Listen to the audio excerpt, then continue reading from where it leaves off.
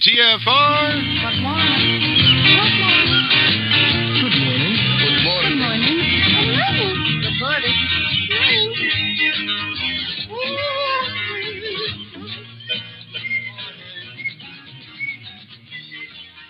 Hi, this is Alan. I like Ironworx because it's where everybody knows your name, and they're always glad you came. I love Ironworx with Josh, Walt and Zach. It's like sitting in your front room having a cosy chat with your best friends. Hi, it's Diva here, and I just want you to know that Ironworx with Josh, Walt and Zach, it's definitely my favourite dose of reality. Come join the family and keep it flat. Why sleep in when you could get your dose of iron in the morning? Listen to the Ironworx on TFR. This is Enlightened Dawn. Roses are red, violets are blue. Iron Realm Media is the best on the planet. To this show, I will forever be true. You guys are truly the best, and I love you guys. I'm so thankful to have you in my life. Do you like listening to Space Lettuce from Never a Straight Answer? Then tune in to The Ironworx with Zach, Walter, and Josh. Break clear of the fear on The Ironworx and become an Iron Scout. It's Friday, my dudes. Thank God it's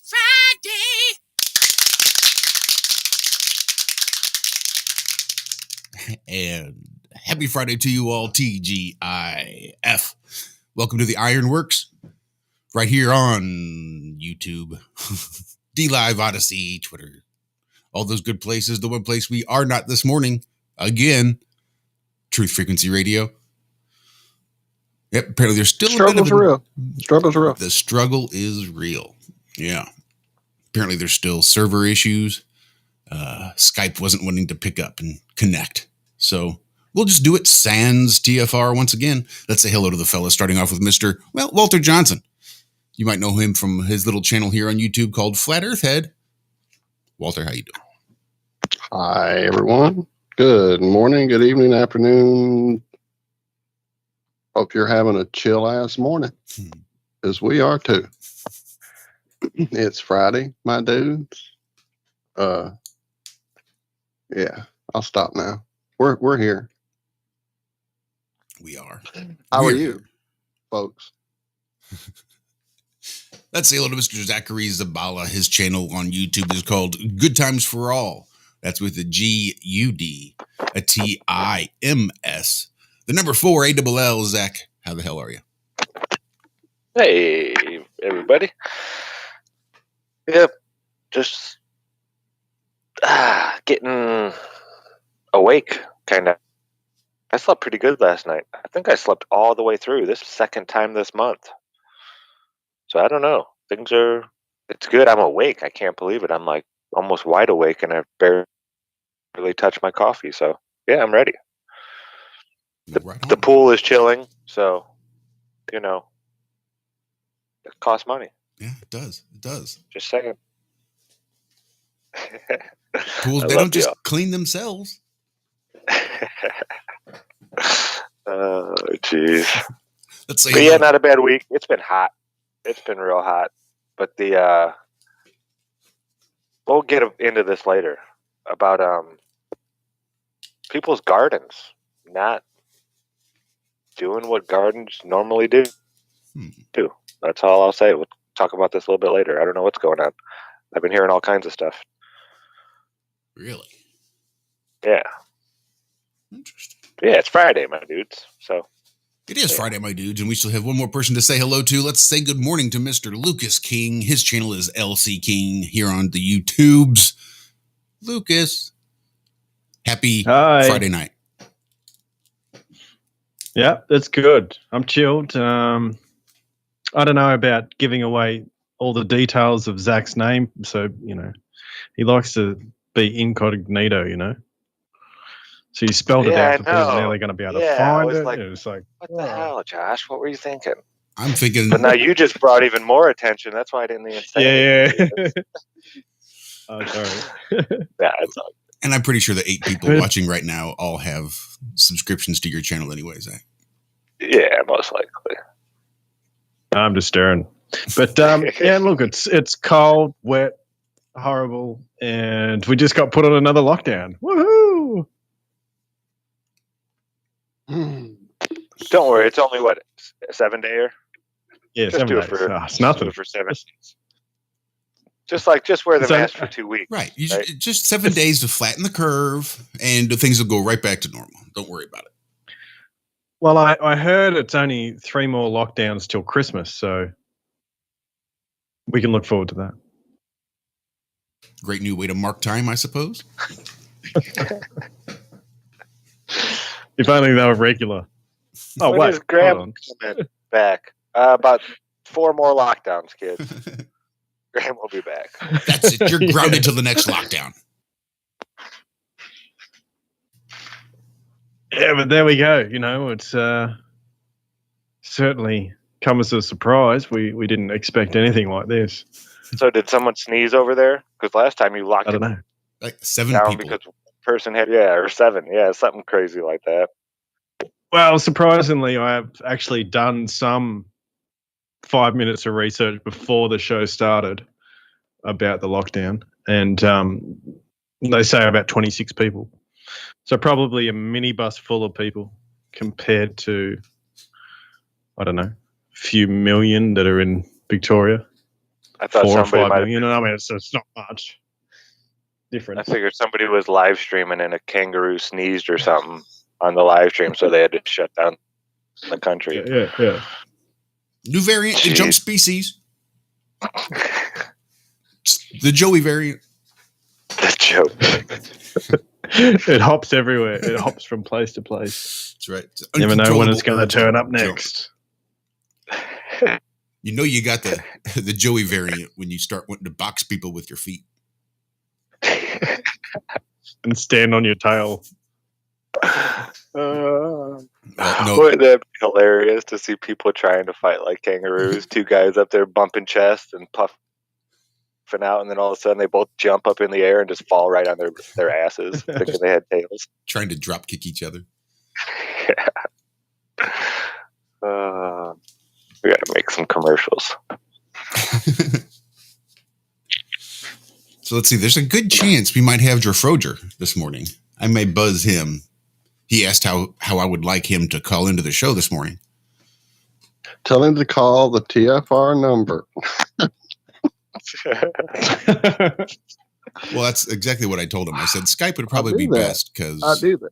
you never know Exactly if you're why going I'm saying that. to actually get in.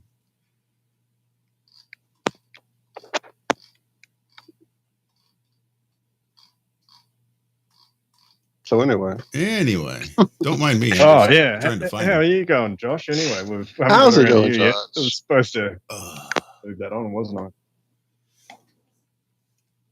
I was hurting real good yesterday. I'm a little better today, but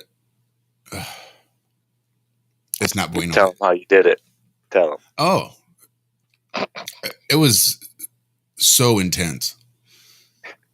So I'm getting ready to leave for work, you see, and I'm standing there talking to Dixie. Well, let's back up a little bit. Every once in a while, when you take a dab, you see, you may not cough right away. It kind of sits down in there in your lungs, and you go on about your day, and about 2 minutes later, you just break out into this disembodied coughing fit, right? It just kind of comes out of nowhere. So I took my one for the road, and I was gathering all my stuff up, telling Dixie goodbye, standing at the kitchen table, and in sneaks one of my one for the road cough. And I was just sitting there, and about 3rd or 4th cough in, I felt something pop. And luckily, I caught myself on the kitchen table, but it would have taken me right down to my knees. Apparently, it's not like a dislocation, because I think that the rib is still there, kind of next to the spine where it connects, but it's just moved a little bit, so it doesn't set in there. It's not centered in that little joint. They call that a subluxation. So the rib has that subluxation there, so it doesn't sit, and it irritates all the muscles and the nerves back there where it connects. So as long as I don't move, right. As long as I stay pretty still, things are okay. But if I start to lean or get weight. If I can carry things close to my body, but if I move them too far out and get too much weight out there in front of me, then it really starts to hurt.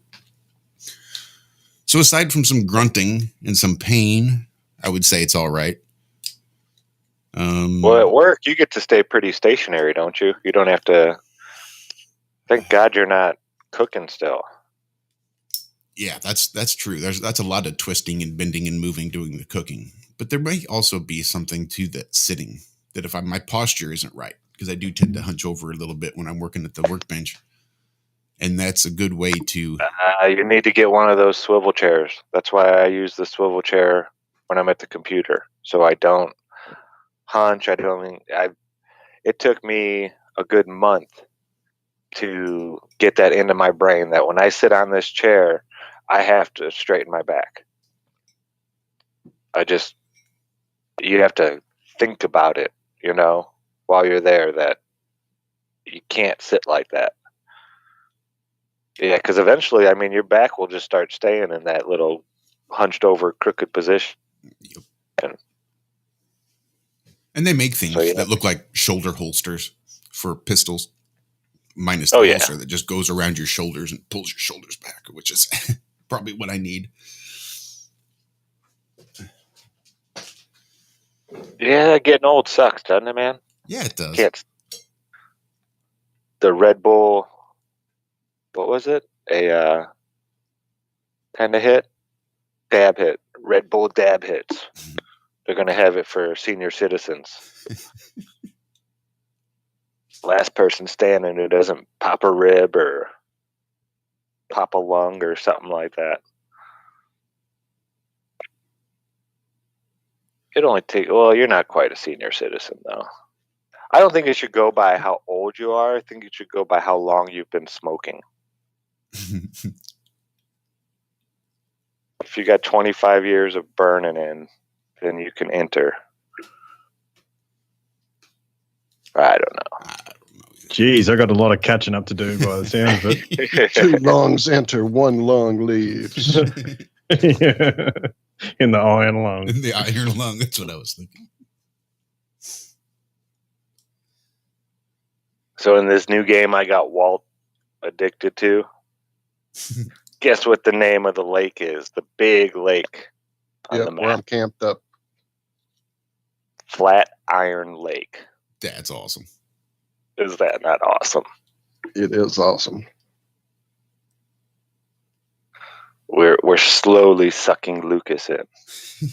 Yeah, we got to get him a new memory first. I don't know about that. Like 200 gig or whatever. I'm like, fuck, that's going to take up my whole computer. A little laptop, and that's made for music, Right. We'll just have to get you a separate dedicated gaming computer. That's true. I will say, I'm a gamer from way back. You guys may be aware of that. And I've played a lot of expansive, huge sandbox worlds to play around in. But this one has to be the winner of them all. The procedural stuff that goes on around you with the animals, just it's insane. It really, it's won all kind of awards. Someone put together a 5-part documentary about the different states that makes up this game, and it's like watching something on frickin' History Channel or Animal Planet or something. Go check it out. I'll drop the link here in a little while. If you like nature, just walking through the woods, you would love this game.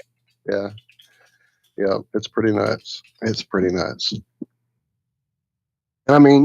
it's a lot better to go outside into the real world and actually see things. I understand all that, but if you're going to waste some time and waste some life playing a game, that definitely is one to check out. It's pretty fun, and just tip of the iceberg for me. I'm just getting into it, so I can't wait.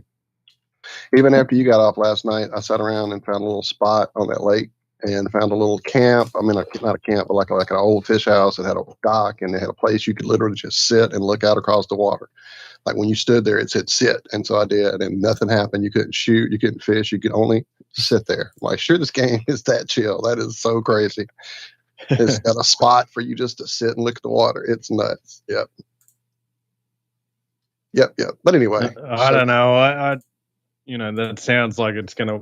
I'd probably sit there for too long, and I've got other things to do that I'm not really getting around to it.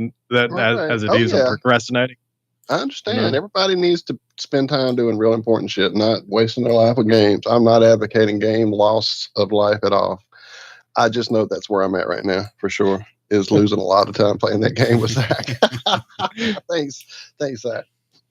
Thanks. And I knew I'd get you one day, Walt. Right? That's what it is. That's the virus. It's these computers.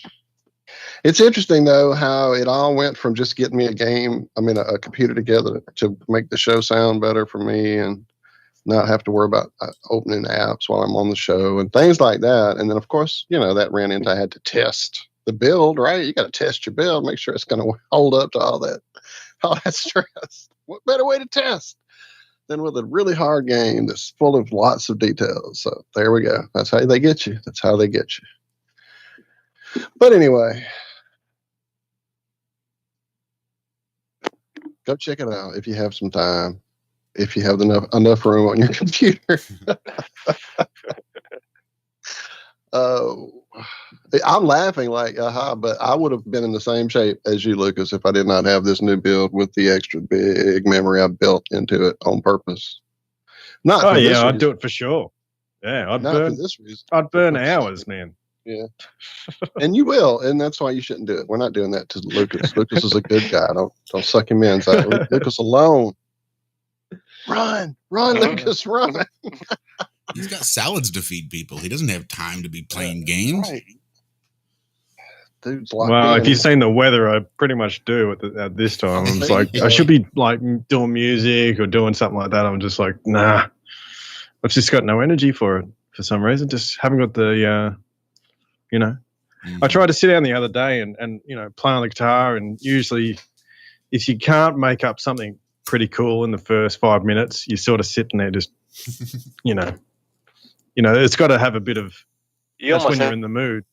Have to have it before you go into it, You like have that little ditty or that little guitar riff or a jingle in your head, and then you go in with that and then build on top of it. I can't just go in and say, hey, I'm going to write a song, write and do it. That doesn't work for me.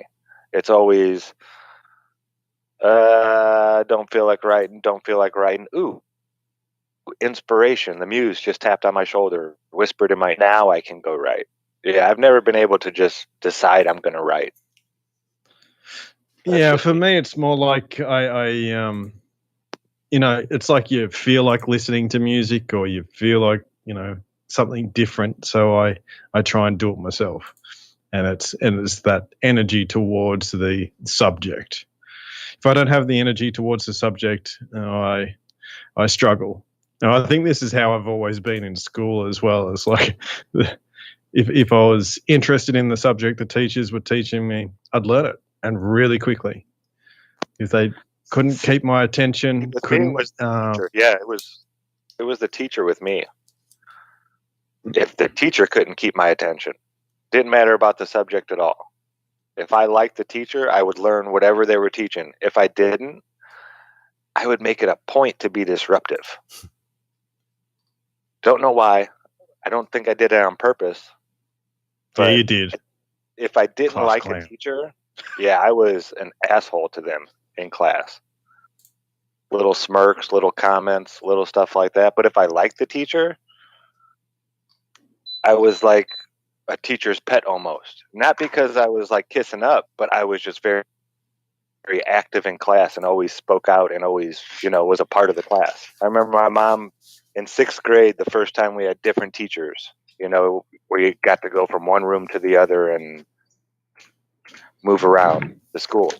The first teacher she went to, we had where you had the same 2 teachers for like most of your classes. I think it was 6 or maybe 5 of the classes were with these 2 teachers. And then you went to 2 other classes that were like art or gym or blah, blah, blah, somewhere else in the school. But your main place was around the 2 teachers. Well, the first teacher my mom went and saw, she hated me. She could not stand me. And I tormented her a lot. And my mom was like, oh my God, I'm going to have a problem child. Well, she goes to the next teacher, and I light up the classroom every time I walk in with my smile, and I'm always participating and never disruptive and this and that. And my mom was like, are you sure we're talking about the same person? Because the other teacher, and she's like, and when my mom said that, that one teacher, I don't think they got along. She just looked at my mom and said, don't worry about anything that she says. And then my mom's like, sweet. oh, okay. But yeah. Well, we would have got along if I swimmingly in school, yeah, Zach. I bet. Yeah, I could have seen that. I was always like at the back of the classroom, swinging on the chair and just making stupid comments. Yeah, I got. And the teachers hated it. The worst the teachers hated it is when they thought you weren't looking and you were, fucking around. And they'd go, what's the answer to this? Thinking they caught you off guard, and you just look up and you go, give them the answer, and then go back to fucking around. Man, they hated that shit. That, or when you do make them laugh. When they don't want to because you're disrupting, but damn it, you're just it's just too good at timing and they can't help themselves.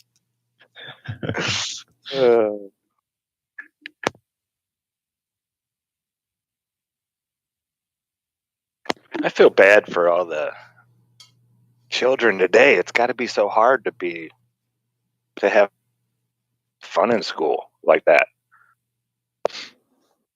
I know here in South Carolina, though, things were getting back to normal, like the actual normal, where children weren't sitting in glass boxes 6 feet apart and eating lunch 6 feet apart and walking down the hall 6 feet apart. They kind of got rid of all that last month they were there.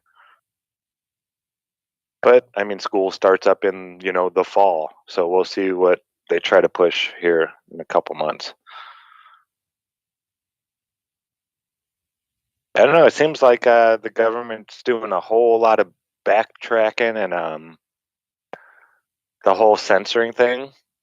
I know Cammie's been keeping an eye on Fox News, some of the stuff they've been putting out. And it's crazy. It's like it's not crazy. Of course, it's the exact opposite of what the other people are putting out. But people are being, and not your conspiracy theorists, but doctors, nurses, virologists are being censored now on YouTube and social media platforms for speaking out against this. And they're making a big point about it. I can't believe they're allowing it to happen. I don't know. It's weird. I don't think this has anything to do with the government versus the people. I think this is all divide and conquer. They're just dividing the people, almost like they're getting ready for some kind of war or civil war or something over this.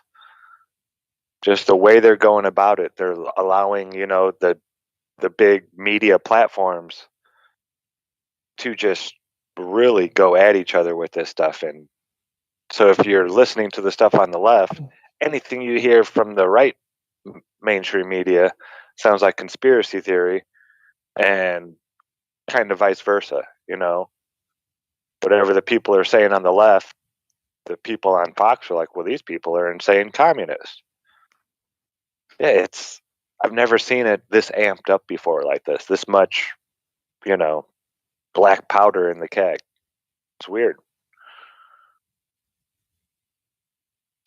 Yeah, well, it's always the solutions you've got to be worried about, isn't it?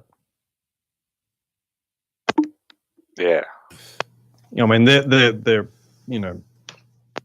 playing out the Hegelian dialectic to a T, but it's not really the Hegelian dialectic you got to really be worried about. It's what they offer as a solution to that. So I don't know what their solution to this censorship and all this sort of thing is, but more of the same possibly. But there might be a deeper thing going on later down the track with it. Yeah, it's just weird because it's not really censorship if they're allowing one of the big main platforms to come out and talk about it, you know? So yeah, they are censoring over here, but on this, you know, Fox News, millions of viewers, you know, every hour or whatever, are pointing it out. And that's just weird. You know, it's they're really pushing that thing to where there's a struggle at the top, and these two sides are really, you know, at it right now. They're fighting. To where before it was more or less, yeah, the right and the left, we don't like each other, but we'll get along, you know, to, you know, try to make this society for the people and this and that. And then the people that want nothing to do with it, you know, those are the conspiracy theorists, the fringe people that don't vote and this and that. It was usually, you know, the mass versus them. Now it's like they're really splitting the mass to try to get them to start butting heads even more. What if this Well, wasn't here's the about? part that fucking frustrates me. Oh, Josh, sorry, you go, sir. I was just going to say, what if this wasn't about sort of a country, the nation's division? I mean, it's probably definitely part of it, but I mentioned this to you on Wednesday, Zach, just before you headed off to Globebusters. I heard on the radio, as I tend to do sometimes, that the Olympic Committee was wanting to remove the flag of the United States in all of their big presentations of the world flags as the people come in. And yeah, the United States flag apparently was making some of the athletes uncomfortable, a symbol of hate or something along those lines. So they were wanting to redesign a logo for the United States of America so that they didn't have to show everybody the big, scary American flag. We could use the real flag. Dude, you beat me fucking to flag of war. Just saying. Sorry, Josh. Yeah, that would be an idea. That would be a novel idea. But the idea that on this international stage, that America is now being sort of the antagonist, probably much in the same way Germany was made the antagonist on the world stage. I see so many connections. We got to bring this up. Mm-hmm. Which is why when I heard that story about the Olympics, that's what sent some alarm bells off. That we are being vilified and demonized to the point that we will be the next Nazi Germany if we're not careful. We get Trump back in here, he will be the next. Trump will be the next Hitler. Yep. Exactly. It's the right. same exact thing that Hitler did. Because Nazi was going through, same thing we're going through right now. They were going through, hey, we're going to have fluid genders now. Back in the 30s, this was happening in Germany. It's almost like they're following the exact same blueprint. And then they let their left party go nuts and, you know, scramble up the eggs real good. And then Hitler came in and said, okay, we need to do away with all of these crazy people. You know, we need to go back to our Christian values and this and that. And he got all those right-wingers back. Now you see the same way people back Trump. It's the same way people backed Hitler back then. Same exact thing. Hitler was supposed to come and fix the country, and he did. He fixed Germany compared to what it was, like economy and all that kind of stuff. And their whole social structure and things like that. Because it was getting, when a society collapses, one of the things that happens always is the whole gender fluid thing right before it collapses, the whole thing about words and censorship and all this stuff. The same thing was going on back in Germany. And now it's like we're just seeing it play out again, just in a different part of the world. And now this time it's in the United States backyard. Yep. It's just interesting. Go back on that YouTube thing. You know, just an idea that I thought of is that they might actually prefer to, you know, start breaking down YouTube so it's basically a smaller platform and spreading out everyone. Because if you notice all these different channels moving to different places. It basically, you can add a small amount of control to every sort of platform in a sense, and control the narratives through it's a lot easier. multiple. It's like having, I don't know. That's just my thought. It's amazing. Over on Rockfin, Baldini and Karen B, they got up to over 5,000 followers, like in the first couple months. Now I know Karen is a lot bigger than she is now when she, instead of joining YouTube, but she said, it took her a couple years to get that kind of numbers on YouTube. And Baldini is like doubled his numbers from YouTube to Rockfin, which has, probably 1% of the same traffic, if not less. So yeah, the numbers we're getting on YouTube are so skewed and censored. Who knows what the real numbers are? Like I said, David Weiss was telling me about that one electrostatic video I did. Zach. YouTube said I had like 2.2 thousand views when he shared it on his app. David told me over 50,000 clicks happened in that one day. Right. Well, interestingly enough, just for shits and giggles, I went and highlighted a few names and pasted them into my YouTube search like I do. I used to do it weekly. I used to do it every show, actually. I haven't done it probably in a month or two. I'm unsubbed to a ton of people. So be aware they have done. Yep, there you go, Vertec. You were the one of them. They have done a ton. They have stuff that I knew I was sub to without a doubt. Like anybody in this chat, if I'm unsub to you, they did it. So that's happening, and I don't know if it's a new wave or just me not paying attention. But the best way to do it is go to somebody's channel you like, go to their subscriptions, and just kind of go through it. And you'll find that over half of the people you like that they like, you're no longer sub to. We need like a YouTube channel that just has subscriptions for like every Flat Earth channel, whether you like them or not, because there are people that like certain Flat Earth channels and don't watch other ones. But there needs to be a channel that has all Flat Earth people making Flat Earth content, just a place you can go and check. Go right. in. Look, Okay, I'll go down the just list and see. Horde just said the same thing. He loses about 17 people a month. I forgot to go. I used to check regularly, and I just haven't done it in a while. It could just be a pile up that I haven't taken care of.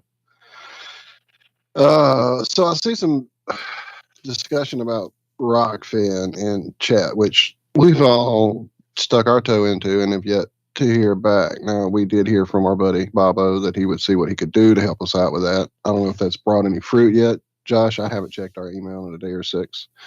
Also, just as a side note, yesterday, as I was going over to Autodidactic's channel, shout out to Cam. If you don't know, it was an amazing last week show. Put a video out saying something along the lines of Rockfin, are they real or are they shills? So I haven't watched it yet. So apparently he's got some opinion on the matter as well. Don't know. I haven't really, it's kind of one of those things where we got burned so many times, so many ways early on with freaking YouTube and Twitter shadow banning and who the fuck even, I never even was on Facebook, but I heard all the crap from people that was going on there. So it's kind of like, until we create our own ham radio internet or whatever the fuck it's going to be that they can't have any hands on, just no way they don't stick their little fucking tentacles in there, or their pincers, or their webs, or whatever the fuck it is they stick in there. So yeah, it's just almost, we're playing on their fucking playground. It's their equipment, it's their seesaw, it's their slide. They built the fence. They let us in. They have the code that shuts the door. Either we're in or we're out when they shut it.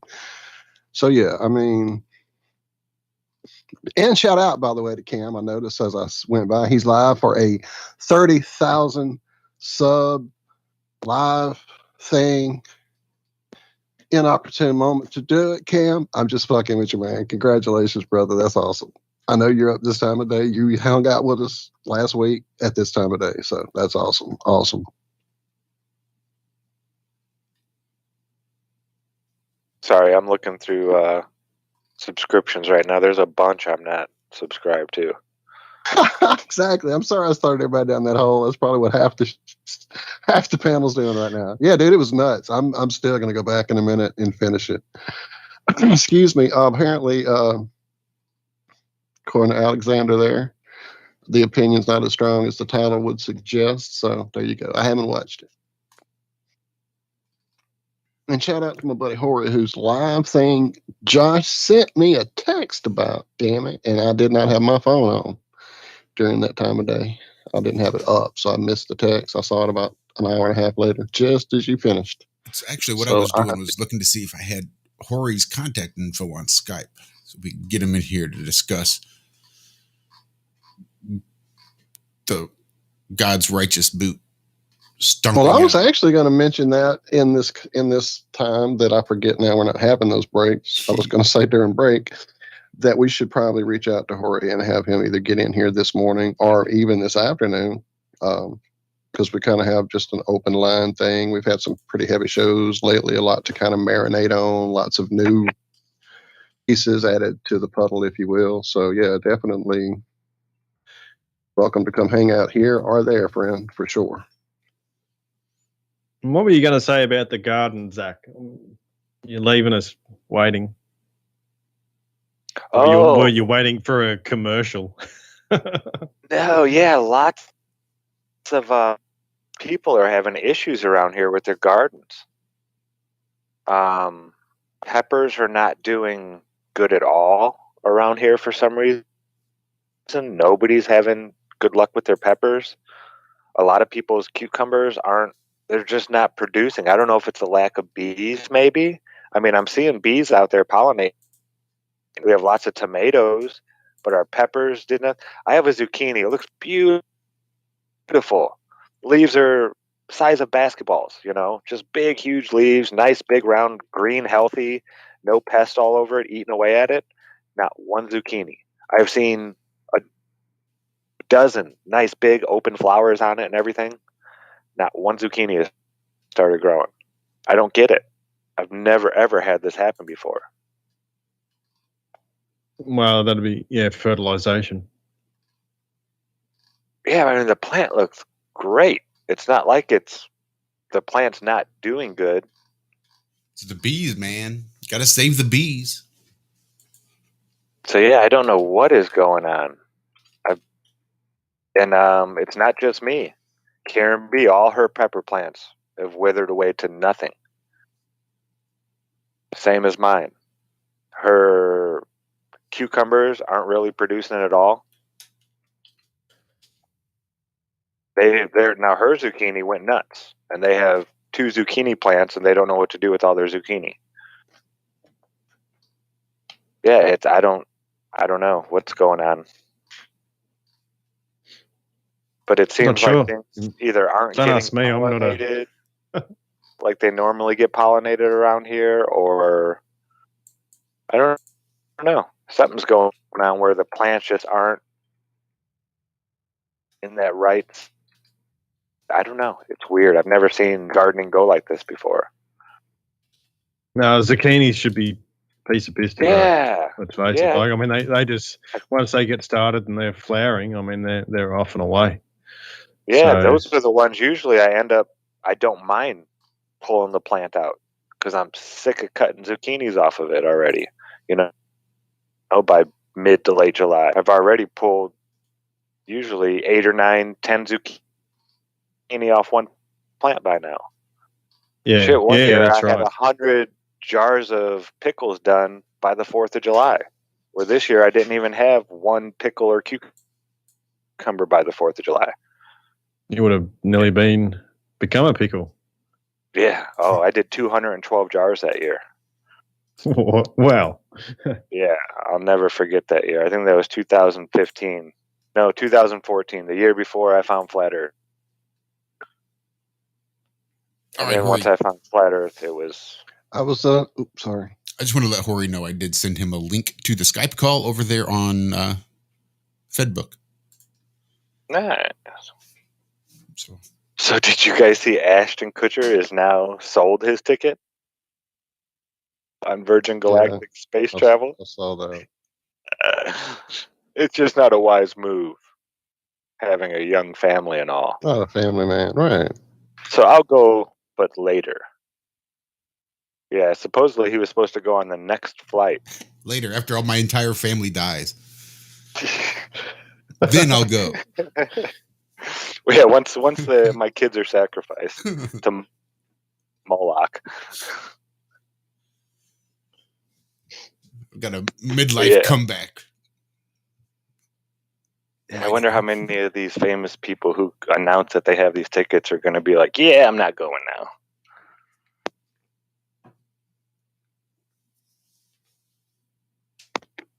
Maybe he caught on. Someone told him, hey, they're really not going to space, man. And we were talking about it. It's only like a 4-minute parabolic flight. You get 4 minutes of weightlessness. $250,000. Nah, it's the Vomit Comet. Yeah, but it looked lame. It's not even doesn't even look fun. You know, it's like floating around for 2 minutes and then it's like you're back down again. It's just like, at least if you go to a show ride, you can get the same effects and it'll last for longer.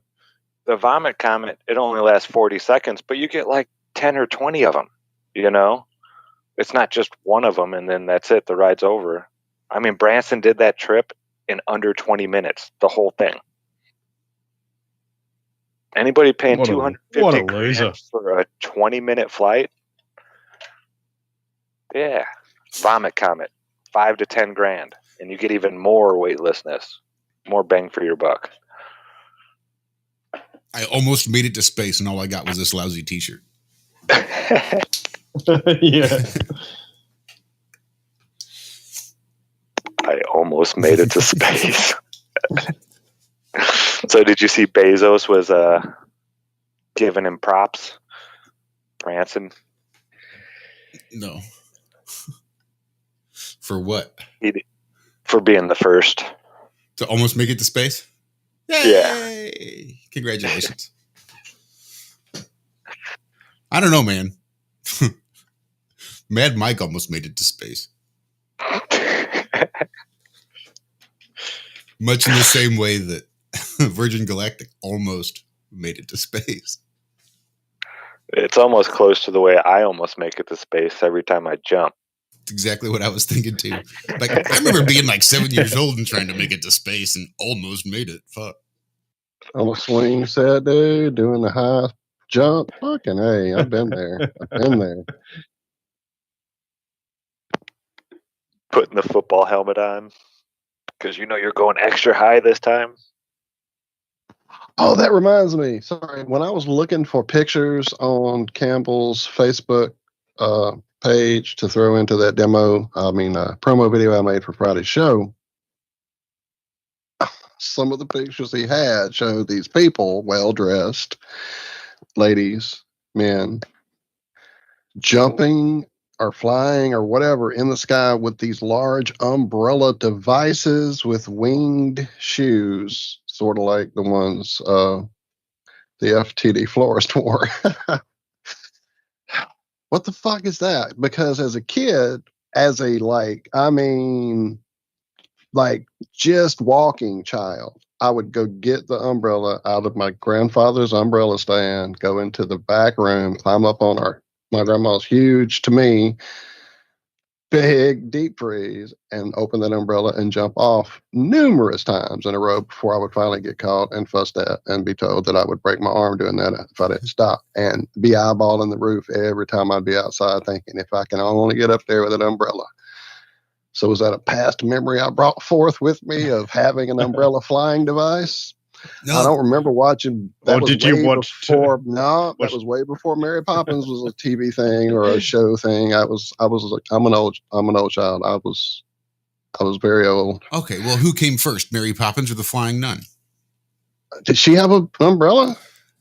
She had the big wings on her head, She similar to the flew with wings her on her wings. shoes. Yeah, I wouldn't have went and grabbed my grandma's bonnet and jumped off the roof. It was strictly umbrella time. I knew that was going to work. Well, I knew with the umbrella I could fly. Well, sure, No doubt. Try to put something over your head to fly. No, not that one. That's not me. Try that many times before it just becomes a bad habit. I'm not the one that did that. No. Okay. Almost fly. Almost fly. Almost make it to space.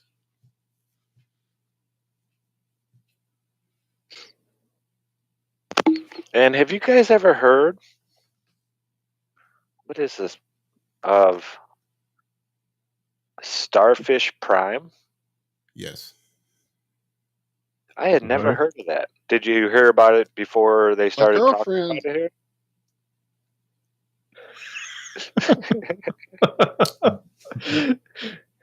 Before what?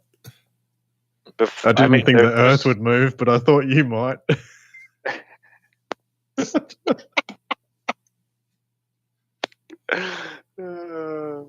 Yeah, I just saw an article about it a couple days ago, and now I've never heard of this. They shot a nuclear bomb in space back in the 60s, and it was Operation Starfish Prime. I don't remember ever hearing about saying the radiation glow could be seen all over as far away as New Zealand, creating an artificial aurora and blah blah blah blah blah. All this, I've never heard any of this stuff. Yeah, no, you would have thought we would have uncovered that looking into all the Project Fishbowl and et cetera, et cetera. One of these stories where I remember having read about it. Operation Plum Bob and Fishbowl and Operation Greenhouse. And then, yeah, I do remember Starfish Prime. Argus, I remember, but not this one. Yeah. Well, that's lucky. I was nearly about to call it as a Mandela. Almost. Somebody get Brian. Get Brian to check it. He'll let us know. Yeah, so they want to tell farmers that have too many cows that we need to tax you because your cows are farting too much and they're messing up our atmosphere, our ozone layer, and our all this blah blah blah crap up there. These people are shooting nuclear bombs off. Wait. Do you know why they did it? To test Earth's magnetosphere. According to some sources, Starfish Prime was intended to test whether nuclear explosions in low Earth orbit could augment and expand the Van Allen radiation belt to create a barrier that would incapacitate Soviet intercontinental missiles against the United States. So that's how you do things in science or in any kind of fucking thinking at all, is you go, hey, there's a natural, quote unquote, low Earth orbiting Van Allen belt, Earth girdling type like radiation thing. Why don't we shoot fucking nuclear missiles into it and see what happens? Guys, anyone? Objections? No? You? No? No? Science guy? No? What the fuck, dude? Whenever I hear Van Allen belts these days, I just think magnetic field. That's what I think. Yep. July 9th is the anniversary of it. We just missed it. Hell. That's probably why they've been talking about it. Yeah, I had never heard of this before.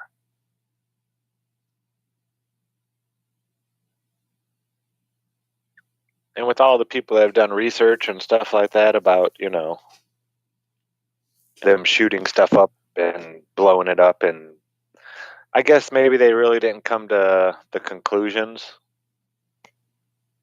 that a flat earther would, pick up on or notice. But I've never, it's weird that I never even heard about it. It's only been done one time, too. It's not like this has been done countless times, blah, blah, blah, blah. One time they did this.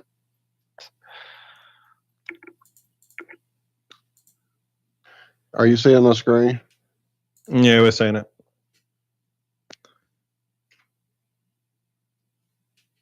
What is it? That's what it is. It's the artificial aurora as created or something. You're right.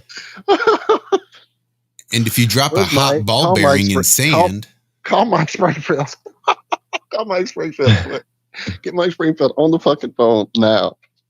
Oh, shout out, Mike. Miss you, brother. Mike was one of our early I could probably get friends that hung out in the development days of trying to figure out what the fuck we could possibly do on YouTube that would keep people entertained for any length of time and inform them of a few things. And lo and behold, he started doing some videos for us. Man, pull out that old, do you have that demo? I mean, that promo he made with all the cool music and transitions and shit. I know I have it, but it would take me an hour and a half to find it. Anyway, he also made a few analysis happen with his skills as an editor, and he looked at a lot of that video that we just looked at. Yeah, a lot of it looked like dropping heavy objects into sand pits. Exactly like that. Not even a guess or, oh, well, it sort of looks like that. I mean, that's what the fuck it was. It was pretty obvious. That's what we were watching happen. So it surely did. How can they shoot nuclear weapons into space if they're not real? Either of them. The nukes Both or space. of them, I meant. Thank you, sir. Oh, it looks like we have been joined. We have been joined. Hurry! What's going, guys? What's happening? What's up, brother? What's up, friend? How are you, sir? How you doing, Ori? Transforming. What's up, man? What's up? What an answer. Man, I love that answer. I'm going to start using that. How are you doing? I'm transforming. Transforming. Nice. Yeah, I woke up this morning and first thing I did was the rain started coming and the storms, lightning. And I said, you know what? I'm going to go shower in the rain. I did that this morning. Nice. Yeah. So wait, which direction are you? I'm Louisiana. I know I'm in Louisiana too. Where are you though? I mean, if you don't mind, like give me close to New Orleans. I'm out in Kenner. That's right, Kenner. Okay, so is it heading my way? I need to look the radar because I haven't heard thunder or any of that. Oh man, I mean that probably hit you yesterday, Walt. No, we're not that far apart. This was early this morning. We're about maybe 3 hours tops, I would guess. I forget what time it was. I must have got up about 8 o'clock or whatever, but something just said, just go out there and do it. So I opened a new bar of Zest soap and went out there and showered in the rain with some shorts on right there in the backyard. And I got down in the puddle with these tadpoles. If y'all have been following the tadpole saga on my Facebook, I was bathing with the tadpoles. These tadpoles have been in this puddle so long now they're literally turning into frogs. I don't understand. I thought they had 14 weeks. These things are doing it in 5. It blows my mind, dude. So I was out having to get water away from my house the other day because it was raining so hard. It was just sort of coming in, and I was trying to keep it out of the basement. I hear you. I don't know how it's not getting through my door. I mean, when it rains like this in just 5 minutes, the rain is literally just an inch from coming over my threshold, and I don't know how it's not pouring in my room. It's like a miracle every time. Well, it was an exercise in futility for me, but what I did manage to do was just get fucking soaking wet. But it was a nice, warm summer day, and it's not like the rain was exceptionally cold or anything. It was actually really refreshing, and I noticed that I just felt clean and grounded was the only way I could describe how I felt once I sort of air dried after a rain shower. I just got completely soaked by the rain. And I came in and I just stripped off all the wet clothes and just sort of air dried, and just the refreshment that came from that rain shower. I was just sort of surprised. It had been a long, long time since I'd played in the rain and just gotten completely and utterly soaked and then just sort of air dried and left to feel what that felt like. And it was very nice. Yeah, I got to say, I agree. This is the first time I ever, got that crazy hair up my butt to go do that. And I did it. And the only regret I have, which really isn't a regret, I get, my ears are real sensitive. So my ears were killing me. I had 2 earaches after that, but I get the same thing if I'm just riding a bike in the cold weather. So not a surprise. But everything else, yeah, I felt refreshed. I mean, I got on and did a whole 2 hours worth of streaming after that, and I just was energized. I was charged up. Which is really awesome. But what I really want to talk to you about is that live stream you did yesterday. I texted Walt. I tried to get him on there, but for some reason, his notifications don't always come through on my phone, and maybe sometimes vice versa, because he didn't get it till too late. But I really want you to talk about that live stream you did yesterday and just sort of things that led up to it, and just sort of, the transformation that this download that you received has had on your life. Oh yeah. So I've been experimenting. I call it rainbow nights. Those nights when I trip, and so I had about 6 chances to trip in the past 2 months, and so about every week and a half or so, I would take a trip and tell myself every time I'm gonna have some fun. I'm gonna play some VR. I'm gonna play some games. I'm gonna look at some crazy color motion stuff in my computer. No, sorry. I go straight into a meditative, downloading constantly, pondering life, and getting answers every single time. And this last time was the last trip that I had. So I was like, really this time I'm going to play some VR, this time, right? And no, I dropped, and about an hour later, I started feeling really nauseous. And I had gotten a little nauseous the trip before that, a week ago, but it kind of passed really quickly.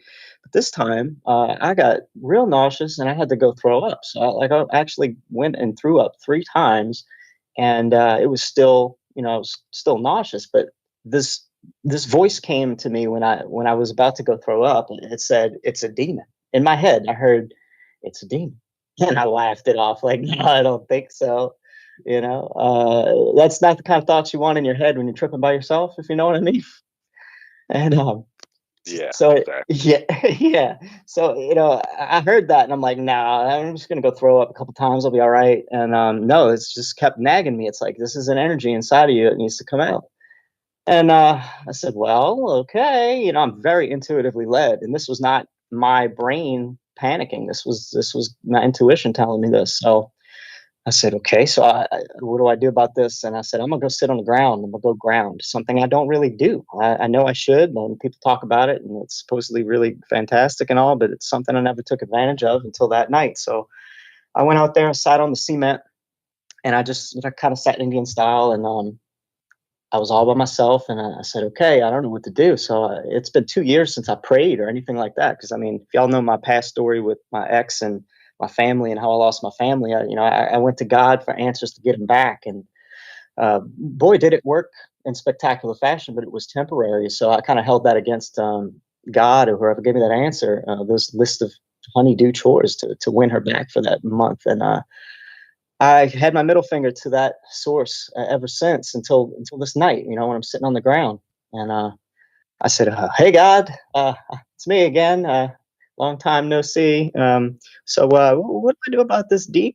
Yeah, and it literally gave me a set of instructions that I'm gonna try to verbatim give to you guys, because the words that I got were very deliberate, very straight to the point here. So first thing I did was ask, what do I do about the demon? And it said, lay flat. Well, actually, no, it said, I said, how do I get rid of this demon? And the word came to me very clearly, deliverance.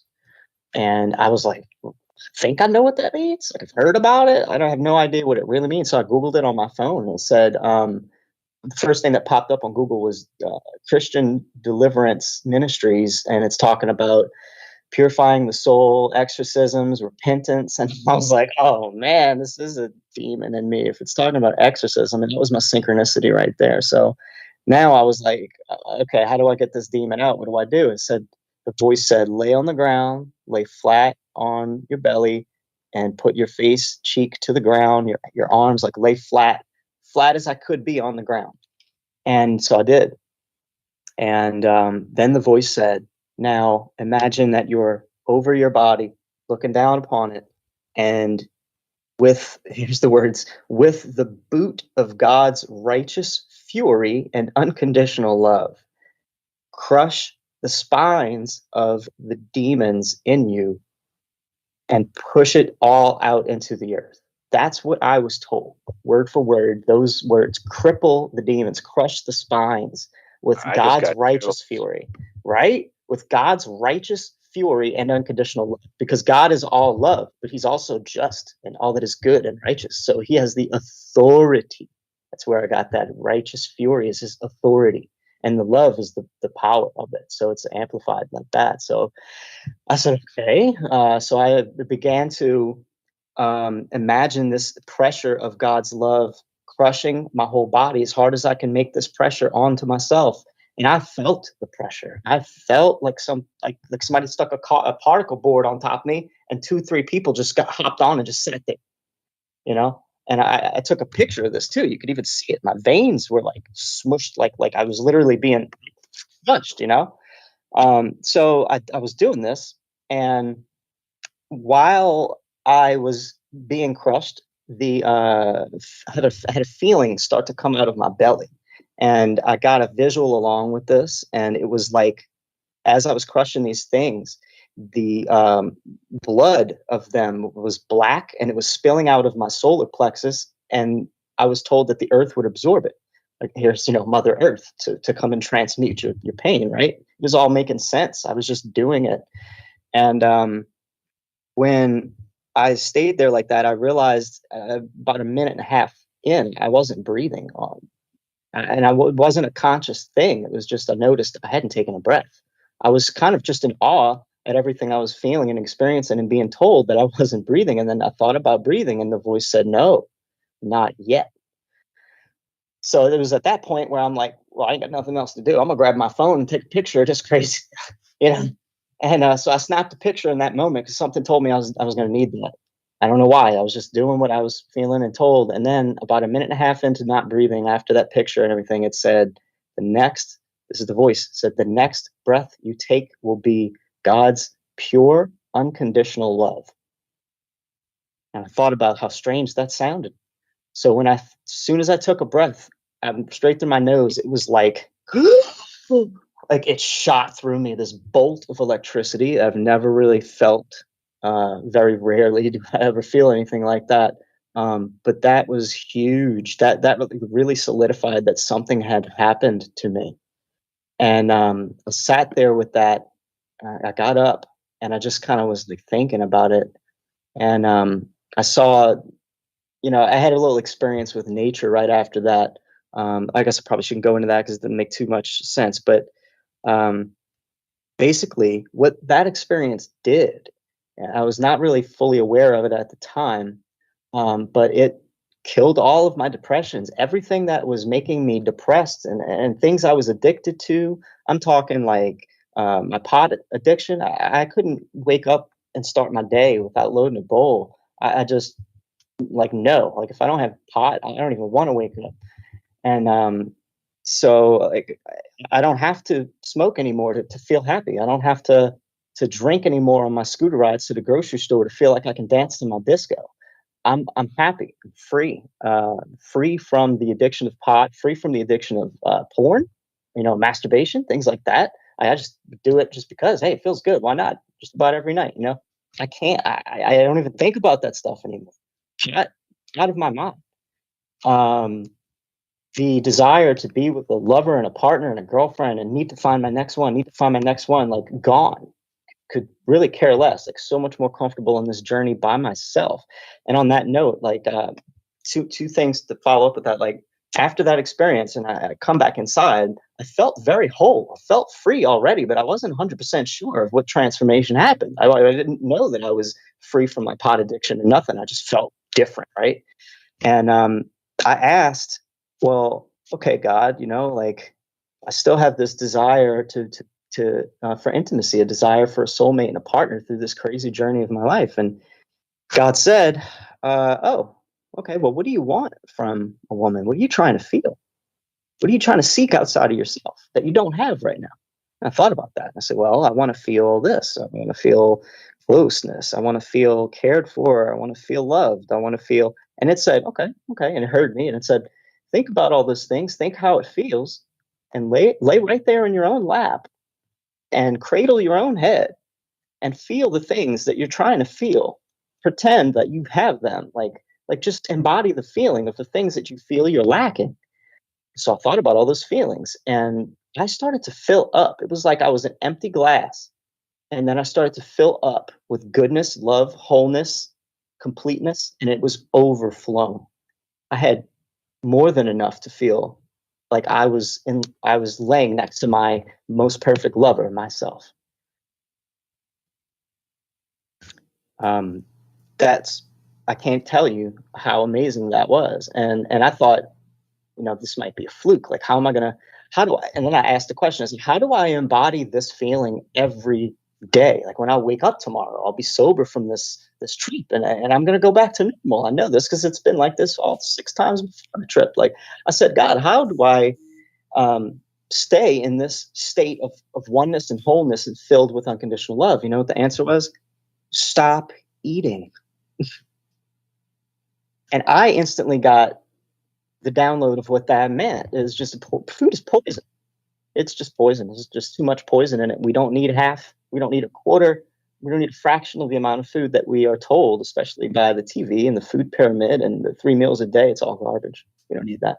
Our body spends too much time fighting off food than it does using it, digesting it, and gaining anything from it.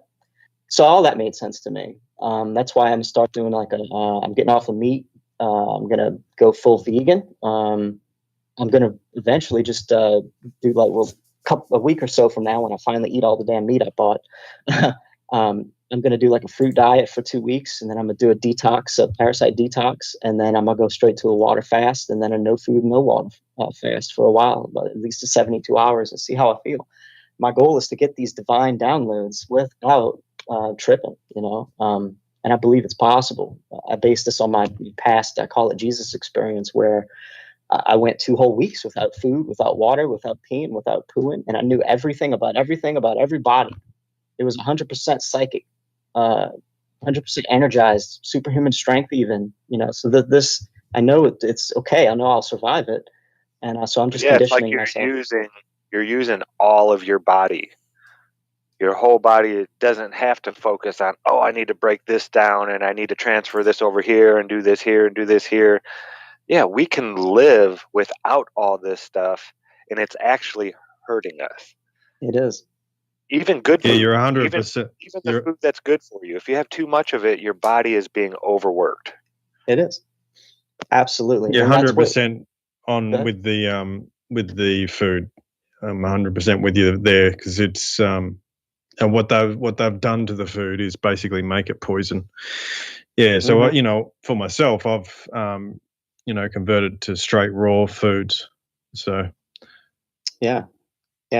So the answer to, when it said stop eating, it's not like I had any other questions. I was like, well, that makes a lot of sense based on all the research I've already done. And then it filled in the gaps. It just completed the download was like, yeah, it's poison. It's bad for you. You don't need it. All these things came to me and just confirmed everything I've always researched. So that was amazing. So you've given me truth bumps through this whole, whatever. Powerful, like, just, dude, not just what it's like you've shared something deep, dude. Every word of it I felt very deep. And yeah, I mean, these are all things that I think I've been wrestling with, all of them for a long time. And when you, that boat, that crushing, all of that, dude, that's some powerful shit. Powerful. Crushing the spines. Thank you for sharing all that. And then that idea, we've all danced around it. Lucas is hardcore in it. He just did that juice fast, so he can definitely speak about this, definitely. And it's been really making me want to get back into juicing, which I had kind of just stopped. I used to do it like probably every couple of months. I would go get like just tons of fruit and just juice out and have a whole flush thing happen and feel great. Just haven't done it, just gotten real lazy with taking care of myself, taking care of the world, taking care of my mom, taking care of my family, my son. That's what I've done. I've lost myself a little bit in taking care of the world. So yeah, it's time to start getting some of this shit out of me. Thank you guys for really inspiring that. Yeah, Walt, it's lazier. I mean, it's easier to stop eating than to cook meals. Think about it. Fucking A. It's easier and it's cheaper. I just would have to be put in a cage or a padded room somewhere for a little while because, Michelle will not be happy with my little hangry ass for a few days. Dude, I do. I get hangry as fuck. And see, that's the demons fighting it. I know it is. I was about to say, rip that out. Crush the spines of that, whatever makes you angry, because that is an attachment. It is an attachment. I still have a little bit of attachments when I'm playing my online games. I'll still get mad as hell at this crappy teammates that I play with, and I know that's still in my craw. I have to kill that, but that's even getting better. And another thing that came from this, which I wasn't ready for, two different things. I'm not killing anything anymore. I'm not killing anything unless I know it's a mosquito and it's hunting me in the moment. Dude, I was checking to see if I'd gotten a message on Facebook this morning, and I saw your little thing about the spider. Yeah. I don't ever like shit on Facebook. It's rare for me to interact with Facebook in any other way than to check on messages, look for people to help them get on the show, or to put our show on Tuesdays and Fridays. That's it. That's the only way I interact with Facebook. And I saw that and I had to like it. So yeah, that inspired me too, dude. And that's one of my big ones is spiders. I can take a wasp out the door, but me and spiders have been a long time coming. But I've turned 3 loose this week. So yeah, it's gotten to the point now, Hori, where we'll be in Red Dead playing, and we got big pelts on us, and they're good pelts, so we don't, if we don't need to shoot, and these are ones and zeros, it's not a real animal. We still feel was bugging bad. me at first. I was like, "Dude, we got to really kill these animals in this game." I didn't really think that was part of the game. I was really upset about it. Like, I don't know, dude. I don't really. I feel you. I'm in the same way with No Man's Sky. I played a space game and I'm on these planets and I'm like, I'm trying not to kill the innocent animals. Can I sneak and just ride them to the place and let him kill them? We can do that, right? Yeah, right. I had a buddy of mine I was playing games with, and one of our favorite things to do is to trap people. It really, really tricked people. There's a game where you can sell and buy fake houses in the game, to plant houses anywhere. So I would convince people I'm selling a house and to see my house if they wanted to buy it. Well, I would say I was giving a house away. So people, I want it. So I cast a portal to this middle of nowhere. And my friend would be on the other side of this portal stacking these crates around it. So when people would come through the portal, he would dispel it and they can't move out the crates. So they have to unstack the crates just to move. But we'd have 2 dragons and 2 nightmare horses just blasting spells. We kill 6 people at a time and loot all their stuff. And he felt like he couldn't do that anymore. It was like his karma, got to him there. His, same thing we're talking about. Now I couldn't figure that out at the time. I wasn't, there yet at that level, but yeah, so I'm not killing bugs. I'm pulling little tiny bugs, little gnats, things. Look, I bought this fly zapper, dude. It's brand new. I just killed something with it tonight, and it was just because it was this mosquito that I've seen haunting me all for the past 6 hours. That's pestilence. Well, hey, that's pestilence. That's a predator. I can't figure out the reason for the mosquito. It was one of the creator and all of his wisdom during the. I don't know. I don't think so. I'm just fucking with y'all. All right, look, real quick. I just got to check. Sorry, not ignoring you at all. Have been wrapped up hugely in this with Hori. So thank you all. I do see your super chat. That flat fellow giving us those flat glasses. Thank you, brother. And then VW Blue Sky. Thank you for that awesome super chat as well. Thank you guys. Real quick as well. This caught my eye because this is it right now. You got it, Doc Michael. Hashtag best testimony ever. What? That's it, brother. Crushing that beast and emptying the body of every vile thing. That's what's up. Black blood, going into the earth from your addictions, demons, and depression, and everything that makes me upset and not wanting to carry on with my day. It was everything in one was destroyed. You guys and I love awesome the fact that you took a trip to do this. It was brought upon me, brother. I didn't know it was going to happen. Yeah, but hallucinogens have been so demonized since the 60s, where Indians here in the U.S. it was, and even a lot of places, not just here. South America, over in Asia. It's a spiritual thing. It's when you have a question that you can't get answered by any man, and you have to speak to the Creator on a different level. So, the Indians, they didn't sit around the fire every Friday, let's get some peyote and get fucked up. It wasn't like that. When they did peyote, it was a spiritual journey. They had a question they needed, and the medicine man would give them a little bit, and they'd go on their spirit walk to ask nature to answer this question that they have eaten at them. And it would, just like it answer, and you didn't even plan on this. That's the greatest part about this one is while you were there, it was like, hey, while you're in this state, I'm going to lay some truth down on you.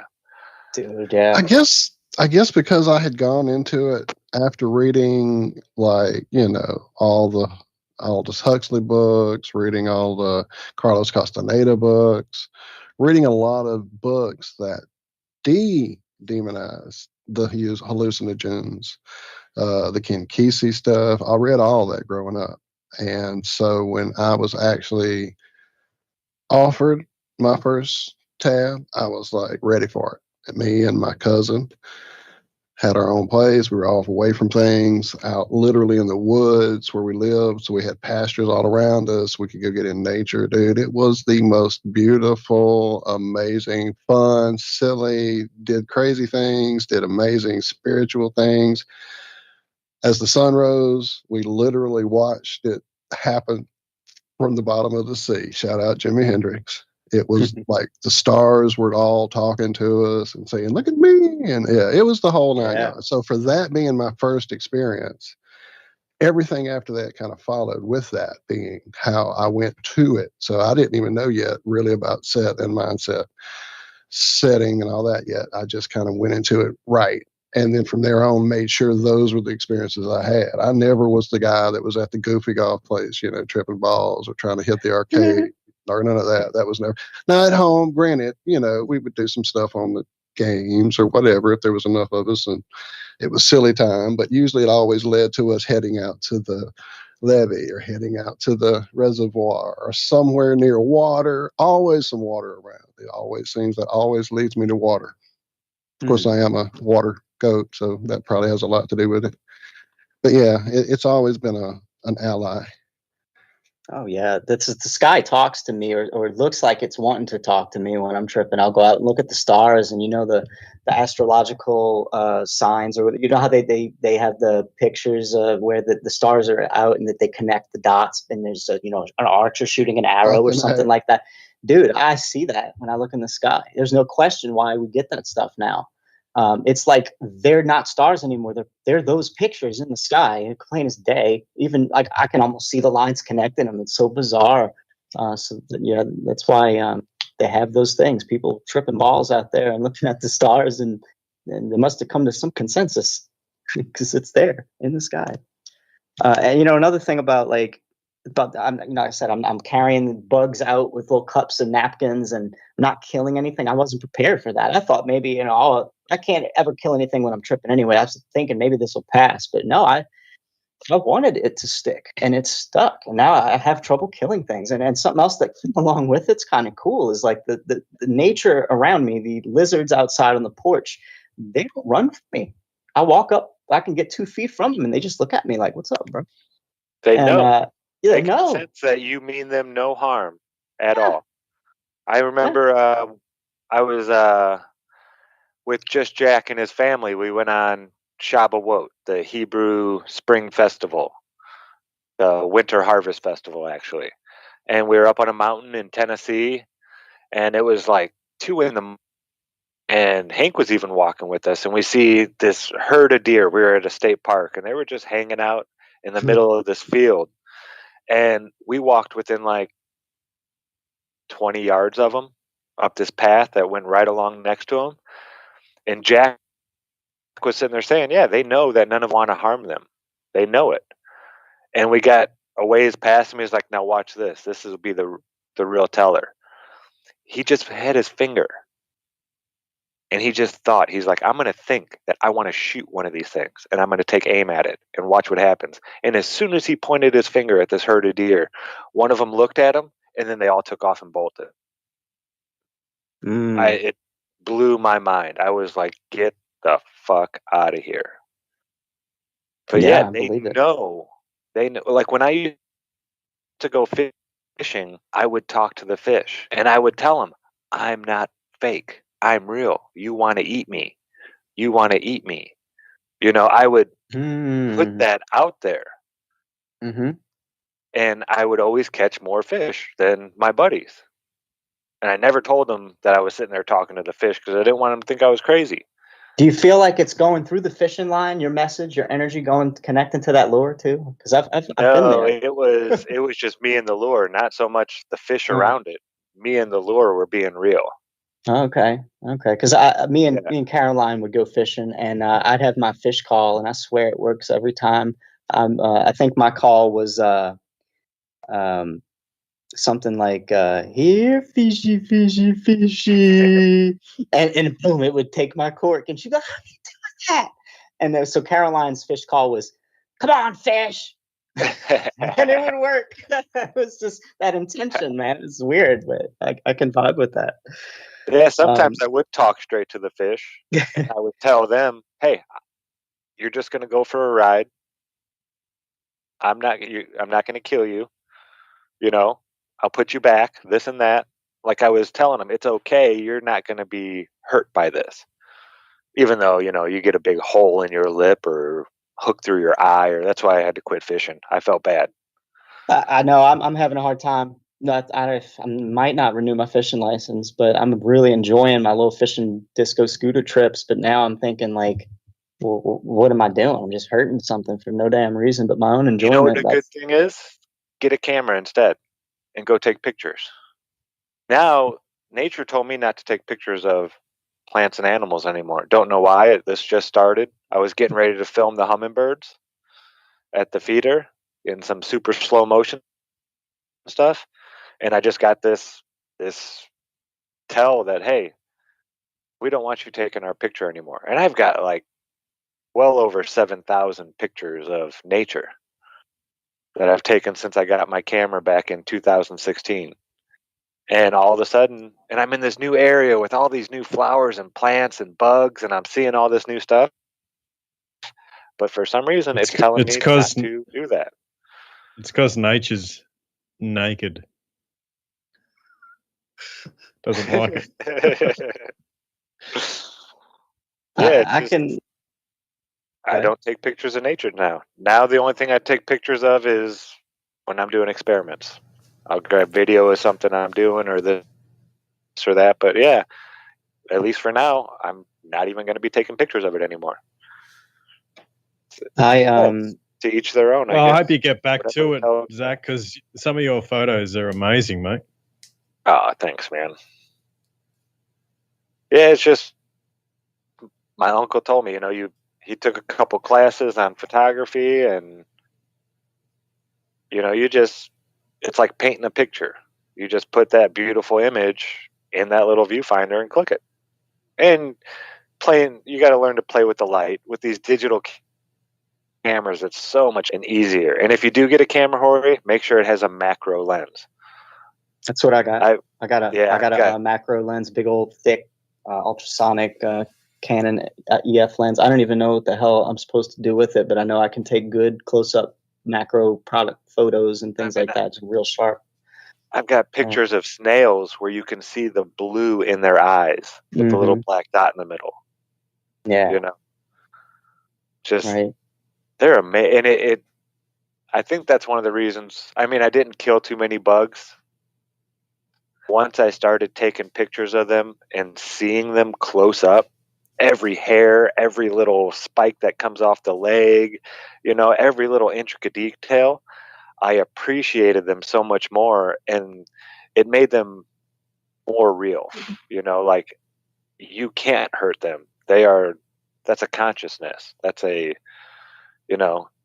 not one of them, just like us humans, not one of these things are exactly alike. So let me tell you how that segues right on into the story that I said I wouldn't share, but I think it's appropriate to talk about now that we've talked about these, oneness with nature sort of things just now. So after that, I call it my self-exorcism experience. I came up off the ground kind of in awe at what had happened. And I noticed this tiny little caterpillar about the size of my pinky fingernail, right? and it was crawling up to me. And this was a hot sunny day, and it was in the middle of the pavement, and far away from its the safety of the grass. And it was literally standing on its little back leg parts and looking at me like you checking me out, because yeah, and I didn't realize it was a help until I started admiring it, and then my brain kicked in, and I'm like, oh, this little guy is pretty far away from his comfort zone. The grass is way over there. This pavement's hot, and here I am down on his level. He's literally getting my attention. So I put my finger out, and he crawls on my finger. And I coaxed him on, and I put him in the grass, and this was beautiful.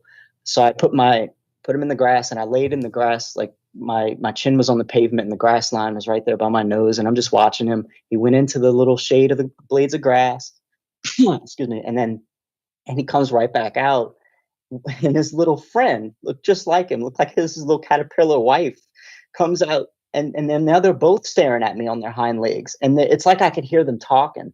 It's like they were saying, look, guys, we got a big human. We got his attention. And they were so happy about it. And I'm talking to them like, you guys, look, y'all are just as marvelous and beautiful as you think I am. Trust me, I'm right here with y'all, bros. And then the earthworms start coming. I see an earthworm. And believe me, I try to get worms before I go fishing. When I go fishing, I put the water and soap bubbles out, and I try to get worms, and they don't come out for me like that. But the earthworms come through, one of them, and it was putting his little nose out and his feelers, and he's looking right at me, and little caterpillars, and he's slithering on by. Earthworm, and then another earthworm come by right behind it. So I'm like, I'm in their world. And then I started looking around. And this is the sad part. Start looking a little bit further down the grass line, and I start to see this white mold looking stuff growing on the grass. And we have like a septic tank problem in the backyard. This thing has to be spewing out some pretty toxic stuff. My cousin threw cigarette butts out, all this stuff coming off the cigarette butts, soaking up in the rain. It's getting into their environment, right? And it was like, yeah, these little guys are marveling at me, but they're really trying to say, hey, you take care of this yard? It's kind of crappy in here, man. Look at all this toxic filth growing in my grass. And that's when I realized, like, he was getting my attention to tell me I'm taking terrible care of them as dominion over the earth, like we have dominion over these creatures, and humans in general need to be less toxic. That's the message I got. That was what all that was about. And I was like, whoa, that's deep. It made me think, take better care of our surroundings, because these little guys can't do squat about it. Yeah, I'm very particular about what little garbage pieces go on the ground at all. I am now. I mean, if it's going to break down, that's one thing, like plant matter or something like that. But yeah, when it comes to plastic and fiberglass and all this other crap that is in pretty much everything now, yeah, none of that stuff stays on the ground ever. It's just, yeah, we all got to do our part, and it's not hard. Yeah, we make it harder on them than it really needs to be. We just put a little bit of effort into it, their life and experience would be a shit ton better. I agree. And another thing that this experience kind of brought on, it killed my addiction to Red Bulls. I wasn't ready for that. The next day, or 2 days later after this experience, I went and got a Red Bull, ate a big meal, and started drinking a medium-sized Red Bull. And about an hour into it, I'm nauseous as all hell. And I'm like, oh, man, I've never gotten this nauseous from a Red Bull before. And I realized, well, God took that addiction away too, because ain't nothing healthy in no Red Bulls. Ain't nothing healthy about synthetic bull semen. Yeah. It's literal taurine. They are. Taurine is synthetic bull semen. It is. And it's in energy drinks, especially Red Bulls. So I wasn't ready for that. And I thought it was going to relapse because, hear me, a couple days into this, I'm not smoking any weed. And then I'm like, I need some weed right now. I'm nauseous. So I gave myself permission to grab a bowl and smoke, and it did help. And I thought, man, I hope I don't, smoke again tomorrow. I hope this isn't like coming back, like something's making me smoke again. Like, what is this? What is this? And no, the next day, I might have had a passing thought. Oh, I'd like to smoke a bowl, and I'm like, nah, I don't need it.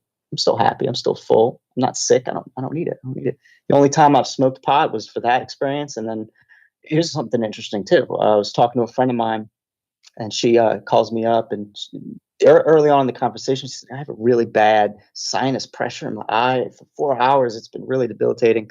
And I'm like, I can heal stuff remotely. I said, I can try. And she's like, oh, really? Yeah, yeah, yeah. Give it a shot. So I'm like, okay, I said, I'll give myself permission to smoke when I do Reiki. That's one of the things I told myself that I will smoke for is to connect with the energies and stuff like that. Just, it's easier.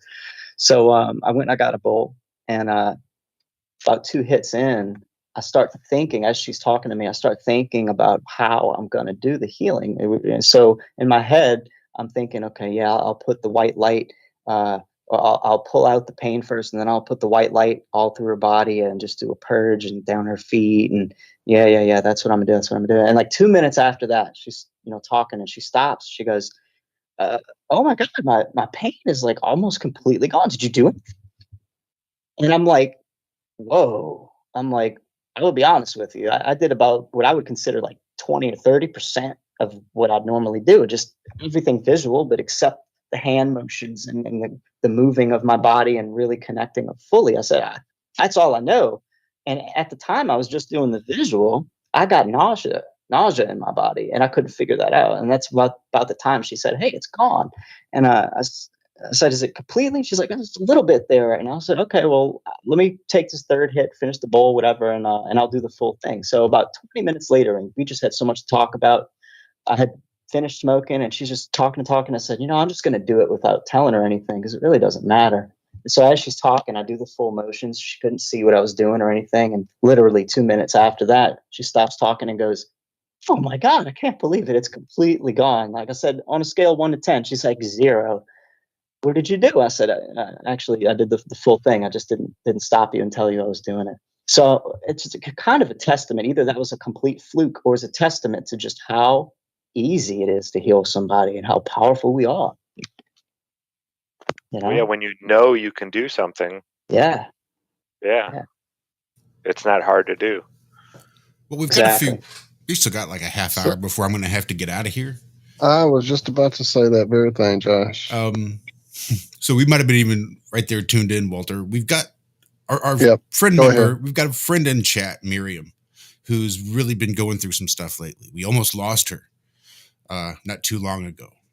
So at the very least, I wanted to sort of reconnect with taking a few minutes of sending those positive vibes out there, sort of a la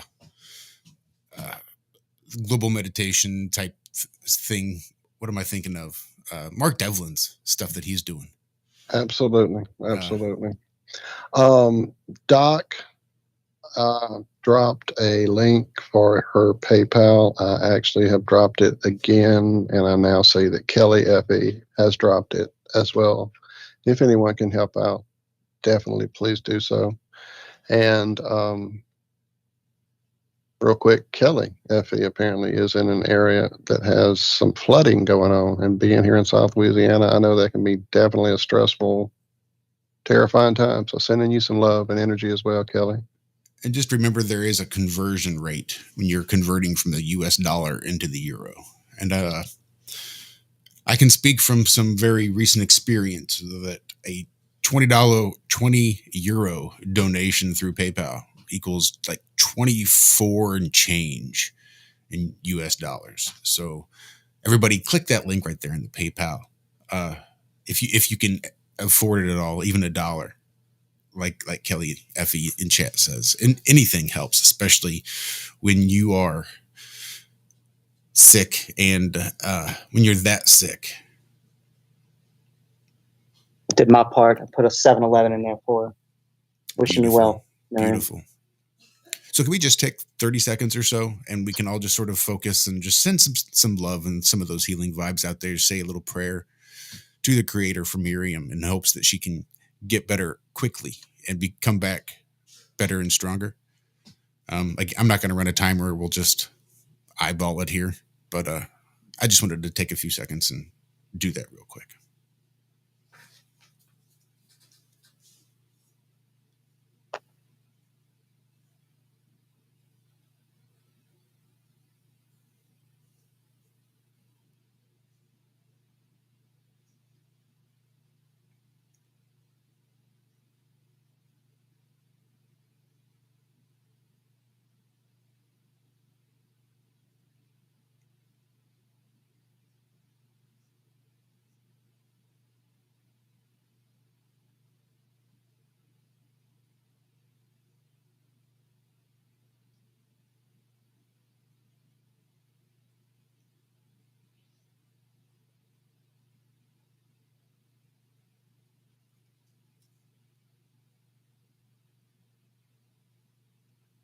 We do love you, Miriam. We hope you get better very quickly.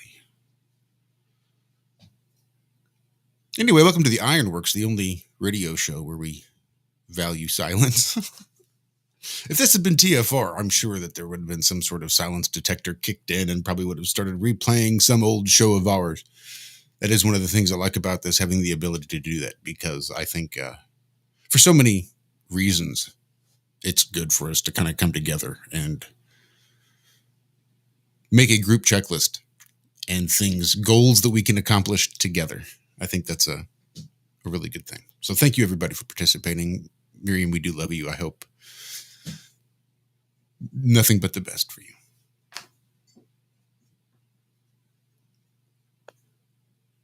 Absolutely. I as well.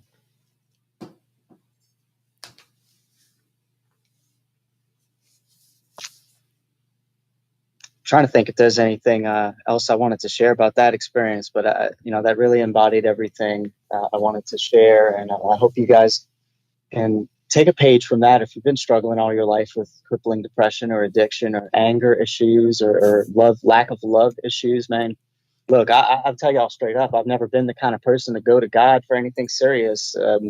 Here and there back in the day, but I wasn't sure if I was doing it right or getting anything out of it. But I'm full on all about some God now.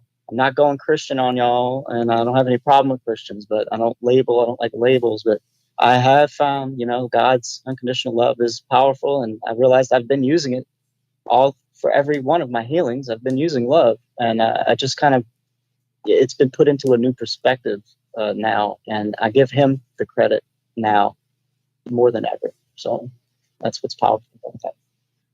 As someone who has struggled with alcohol and addiction, sometimes it was hard for me to watch you, Hori, especially a lot of your vodka streams, because I could sort of see the drama and the upheaval in one's life that comes with that demon. And really, it's the only way I can describe it, having been through it myself. Again, mine was probably self-exercised, but nothing nearly as profound and immediate as yours was. Right. Hard and fast. Right. I mean, that's a sink or swim type situation there. But to see the transformation in you as just utterly and absolutely amazing. I really dig it because I can see it. I can feel it. As soon as I heard you talking about it, it was one of those intuitive things where I'm like, yep, he did it. I bet you. I bet you he did it. I bet you. Because I've been there where suddenly you don't have that obsession with all those things you have. The thing that was, whatever was whispering in your ear, hey, this is what you need. You can't go very long without this. But what about what? Yeah. It's those entities, those demons, those attachments. They want to live through us vicariously. So they influence our thought stream to get us to do all these things so they can experience it as if they can't get into a body themselves. They get into us and make us do these things. And in the worst case scenario of that is full on demonic possession, where they control the body of the person. I've had that happen 3 times, And so all this, I'm learning so much. It's powerful. And I see a different self in the mirror. I look in the mirror and I can smile at myself. I don't have the shame and the guilt, all the things that I've been upset about, that I've done in my past. It was an all-encompassing thing, not only crushing my addictions and losing my depression, but the forgiveness. And I can't even put it into words just how different I am. And then the person I see in the mirror, I can smile about instead of. That's what I recognized in you. That peace that is just beyond understanding. It's sort of, well, here it is. I don't know why it is. I'm not angry anymore. I don't know why it is. I'm not carrying around all that baggage that I carried around for fucking decades, but there it is. It's this lightness and this peace that is just beyond understanding. And I could see it in you. And that's probably what I recognized. I said, yep, I bet you he's got it, because I can see that peace that comes with it. I'm even speaking better. I'm not losing track of my thoughts. I'm not stuttering anymore. I'm very able to communicate better now that I'm not stoned and forgetful and short-term memory, and it was really an eye-opening thing for me that next day when I woke up and went to the grocery store and I put on my music and I'm happy and smiling and dancing, and it clicked in my head. I'm like, whoa, I'm smiling and dancing to my music and I didn't take 2 shots of vodka to get there. Look at that. I'm happy. I found happiness. Yeah. Fill up with God's love, man. Fill the dark spaces that you have lack with God's love. Nobody could have told me this would work. Nobody could have convinced me that, hey, yeah, do this, and you'll be free of all your addictions. Yeah, I'd be like, okay, good story, but cool story. So Tommy, right. That flat fellow in chat, says that he raises money when he's cooking out there with Dr. Law and the Kakalaki crew, just to help out flat earthers that are in need. And they just sent her a very large donation. Nice. This community thank you, Tommy. is just amazing. Yeah. Stuff like that, you know? Call them little miracles. Just little miracles. I feel like it was great timing because, it was the last trip that I had, so if it wasn't going to be that one, I don't know when I could have ever gotten this done, but it was like, all right, this is your last trip. Well, I'll make it worth it. That's what it felt like. So I'm grateful. I'll give him the credit, Yeah, I'm sorry. We got roofers making noise. I'm trying not to unmute too much. I don't know if you guys can hear any of that or not. Nope. And that's fine if they want to be on the show too. Yeah, Hank and Minion they're on like super high alert. All right, sorry about that. But yeah, Jorge, that's beautiful, brother. And like you were saying about these entities, it made me think, what if the elite, how they like to keep it in their bloodline and all that kind of stuff? What if the demons have found certain types of people that they know that they can possess? Like it's a certain electric field, magnetic field they have. Oh, sure. And they want to keep that the same way. Or so they can possess. Yeah. Artificially manipulate a natural one with the natural blocks and barriers in such a way that just through your own actions, you lower your own barrier down and allow these things in. Yeah, I don't doubt it at all. And, something these about are the elites. That's why, it's not the guy on the corner bodega selling newspapers that's the real elite. They're entities that you can't even see that are actually possessing human forms, human bodies. And then once you kill that human body, it can just, move on to another one. Sorry. What I was going to say real quick on that, I don't know what spurred this on in my head, but I think it's super interesting and it's something I'm looking into. But my last name, you guys know, my real name is not Harry Sheet like I go with on Facebook. I only made that because I had discovered Flat Earth and I thought I need to make a whole alias to spread it because they might come for me, right? So I started the Harry Sheet, and it, of course, run on from Horry Sheet Show, right? But my real name is Devin Michael de Saint Germain. So I literally have Saint in my last name, and I've always thought, what's up with that? Well, I started Googling that recently. You go pull up Saint Germain. Yeah, dude, that's a mind breaker. The violet flame, dude. I'm not saying anything with this. I'm just saying what this guy supposedly is a ascended master, all about freedom of humanity, all about purification of the soul and alchemy. So this is probably, dude, I'm in the bloodline of this dude, apparently. It's my last name. And boy, was that like a poof, and perfect timing for me to discover that after all this exorcism stuff, So I'm on a wild ride here, boys. I found out someone in chat looked it up. My last name in something means flat plane. Zabala. Wow, what? I saw that. Look at that. Is he? Oh, David Weiss in the chat. What's up, David? How's it going, man? Big shout out. I've been loving the Baby Truther show. I know it started as a joke, but man, I love it. It's hilarious. If you guys don't know, about it. I gotta you get on should. It's over on Jaren's channel. Yeah, and Alex Stein's channel. Conspiracy Castle.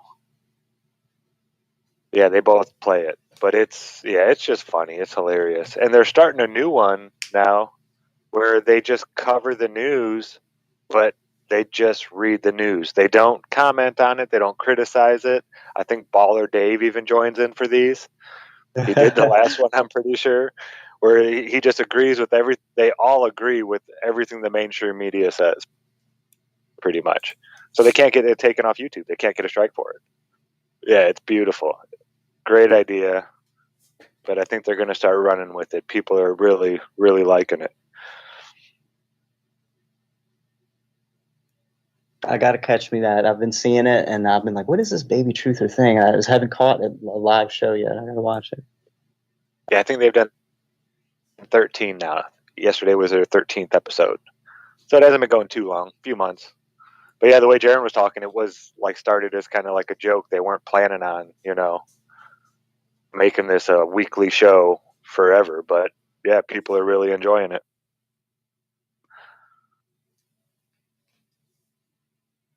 Yeah, and if you haven't heard, there's this site called Rockfin. You can go sign up for free, and paid subscriptions will get you all the premium content from every person on there. But you can actually go and sign up for free and still see a lot of stuff that YouTube has censored and taken down. I know Brian Stavely, he's got every video he's ever done on YouTube already loaded up on Rockfin. And I could, some people say, well, that's a bad idea because then they get lost in there and jumbled. But Brian's making so many videos all the time anyway. It's hard to just watch all of his live stuff. So I can see why he did it. When you're putting out stuff as much as he does, it's just throw all the information out there and people can go through it. I mean, whenever I find someone new, I binge watch. Whenever I find a new content creator that I really like, no matter what genre or topic they're covering, I'll usually go in and watch, a bunch of their videos. So, yeah, I mean, some people are waiting over there on Rockfin. They'll put out like one this week, one in a few days, one every so often. And then other people have downloaded almost all. I know Crow's over there. I think Rose is putting a lot of his old stuff on there. So, yeah, it's a neat platform, and there's no censorship. They can say anything they want, and the videos stay up. And that was the main reason for going over there. Is that you get to speak freely and not worry about your video getting struck in a half hour. And then nobody, except for the live viewers, really got a chance to watch it. Anybody know how long it takes for them to get back to you when you sign up? Because I swear I've signed up now twice and I haven't received. Did you get a You have sponsor? to be recommended, I believe. Yeah, sponsored. Yeah, I did the same I thing, have to Hori. Don't feel bad. ask somebody. I signed up twice Don't feel too, bad. waiting Right. for my Don't feel bad. response, thinking, well, maybe mine got lost in the shuffle the first time. Maybe they've just got a lot of requests. I'll go ahead and give them a little reminder that I'm still here.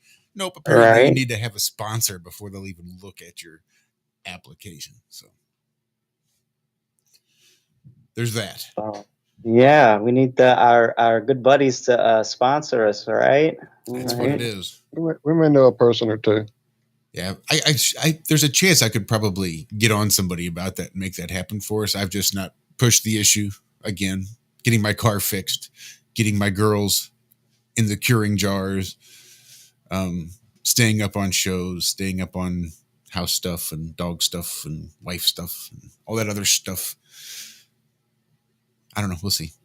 But here's to hoping. Somebody told me I should make a TikTok. I watched somebody on Facebook that posts stuff about she makes soaps and jewelry, organite things, little pyramids, and she's got a nice following there on Facebook. But she said she made a TikTok, and in like, I don't know, like a month, she had over 5,000 followers on TikTok. I'm like, what? It's crazy. I'm gonna have to get on there and be goofy as hell and get me some followers, kind of lead them on into my Red Pill channel or something. TikTok's huge. Apparently. Yeah, there's even the numbers on Rockfin show how bad YouTube censors stuff. The Great Baldini, he's only been about a year, give or take, a little bit more maybe. and he's already got more followers on Rockfin, like double the amount than he has on YouTube. And he's been on Rockfin for like a couple months. That's so yeah, we just hit 3,600 subscribers. We're like 3,601, 3,602, 3,603. You know, it fluctuates because they do shave them off as we go. But yeah, so congrats to us. Only took us 6 years. I'm same with you, man. I've got about the same, 3,600 subs, and I've been doing it since 2015. It's like I said, I lose 17 subs a month. It tells me, and thanks emails, but it's not going anywhere. I started an astral projection Facebook group, and this is how I know I'm censored hard. Okay, I have my Facebook astral projection help and tips group has surpassed my YouTube channel in subs, but I'll post like I did today, a live stream, and it might get tops 50 views reached. It says my post reached X amount of people. My stuff gets only 50. I made the whole group. Other people will post the most random bullcrap question and get over 600 reaches. I'm like, come on, guys. Jeez, it's so demotivating, Kind of give but a quick shout out there to Z Proxy in chat. He popped in last week or earlier this week. At some point, I saw him in the chat earlier, and it had been a hot minute. So shout out there to Z Proxy. Yeah. Much love, man. Yeah. For those of you who don't know, we lost Stan Smith last year.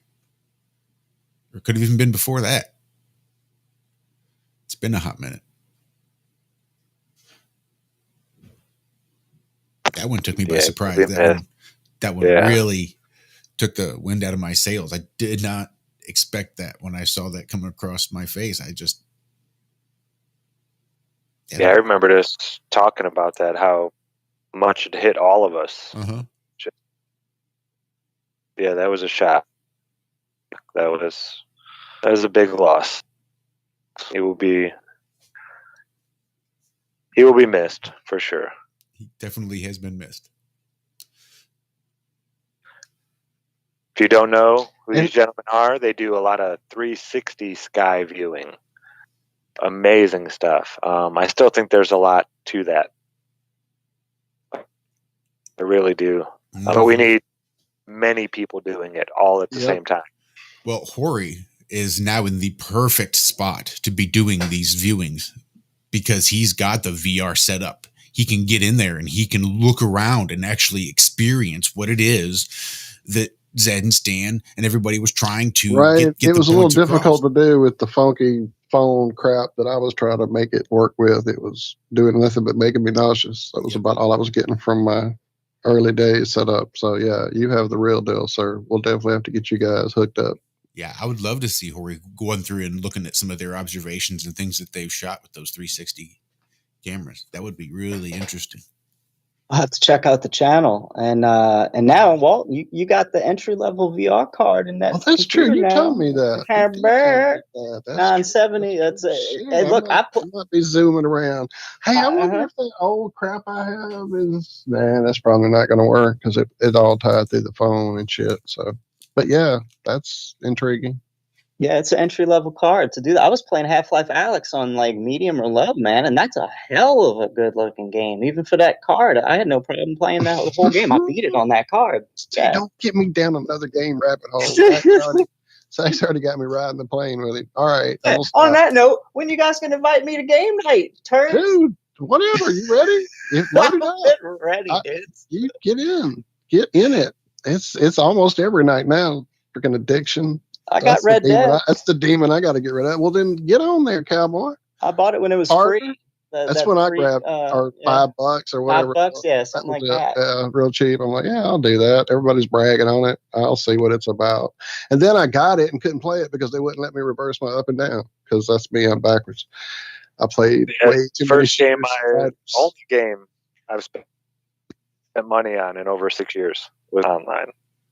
But yeah, a lot of fun. So we'll get on that for sure, friend, for sure. And then Z, definitely reach out to us. Come hang out again. It's been a minute. Definitely. It doesn't have to be live. We can hang out on our Wednesday show or whatever. So get in touch with us.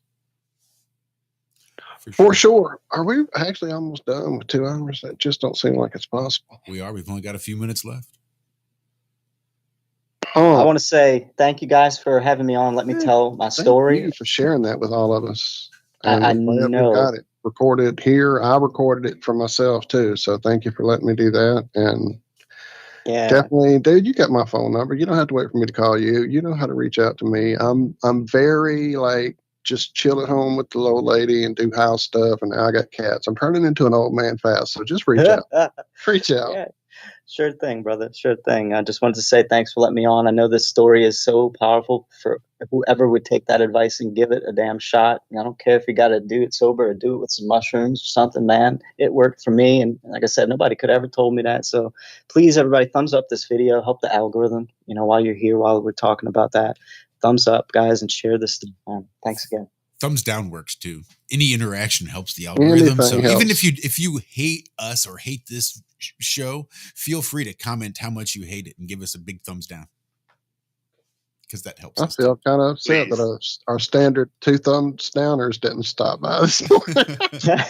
I feel left out now. Right?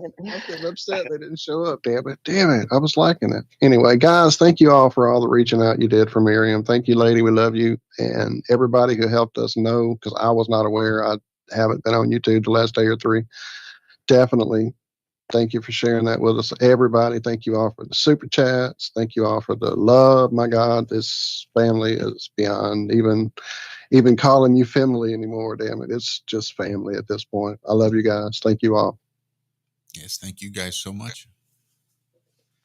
And I guess we can go ahead and wrap it up. I don't know that we have much going on this evening. I might be running a little bit late. We've got some errands to run, and we are down to 1 car. So we'll be running the errands for sure.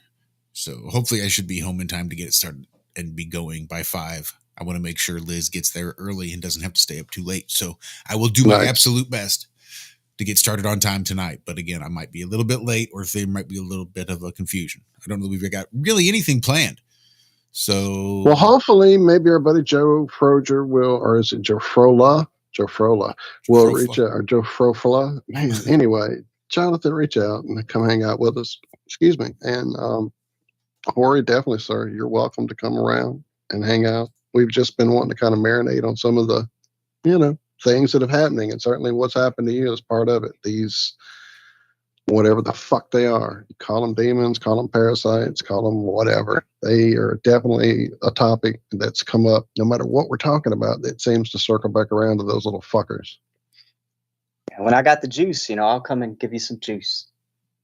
Love you, brother. Thank you so much. Love y'all. Peace. Love you. Thanks, everyone. All right, then we can get the hell out of here.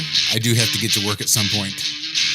And after all, my wife is driving me, so got to make sure I'm ready to go when she's ready to go. Love you guys. We will see you right back here this evening for Have No Sphere.